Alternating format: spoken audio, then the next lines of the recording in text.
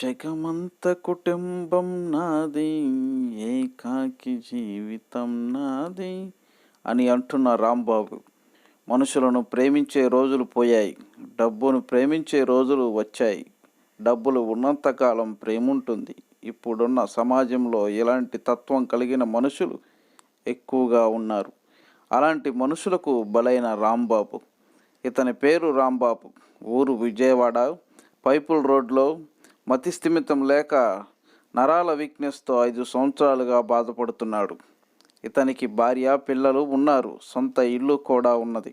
అయినా భార్య పిల్లలు ప్రేమను పంచుకోవాల్సింది పోయి తెంచుకొని వీధుల పాలు చేశారు. అన్ని తెలివితేటలు, శక్తి, సామర్థ్యం, నైపుణ్యం కలిగిన వ్యక్తులు అకాలంగా తనలో వచ్చిన మార్పుల వల్ల తన జీవన శైలి తిరగపడింది. ఏమి చేయాలో తెలియక అగమ్య గోచరంగా విజయవాడలో తిరుగుతున్నాడు. అయితే ఈ వ్యక్తి ఈరోజు ఏడబ్ల్యూజే మెంబర్ కంటపడ్డాడు. లక్షల కోట్లైనా ఒక్క రూపాయితోనే మొదలవుతుంది. గొప్ప సాయం కూడా ఒక్కరితోనే మొదలవుతుంది. అదేవిధంగా ఒక చిన్న సహాయం చేశాడు. సహాయం చేయటమే కాకుండా సోషల్ మాధ్యమాల్లో ఈ విషయంపై ప్రత్యేక కథనాలను ప్రచురించాలని తన వంతు ప్రచారం మొదలుపెట్టారు. అయితే రాంబాబు కుటుంబం ఆదుకోవాలి, లేక ప్రభుత్వమైన ఇలాంటి వారిని ఆదుకోవాలని స్వచ్ఛంద సంస్థలు సైతం ముందుకు రావాలని ఏడబ్ల్యూజేఏ మెంబర్ ప్రతి ఒక్కరూ కోరుకుంటున్నారు.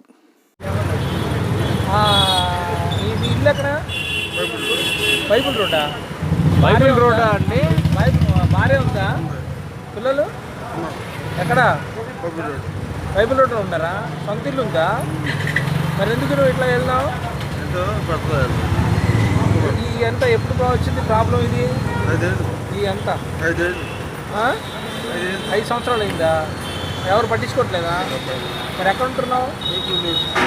బైబుల్ రోడ్డు దగ్గర, రోడ్డు మీద. మరి ఇక్కడి నుంచి అక్కడికి ఎలా వెళ్తావు? కరీం హోటల్ దగ్గరే. మరి ఎవరు పెడతారు అన్నం రోజు?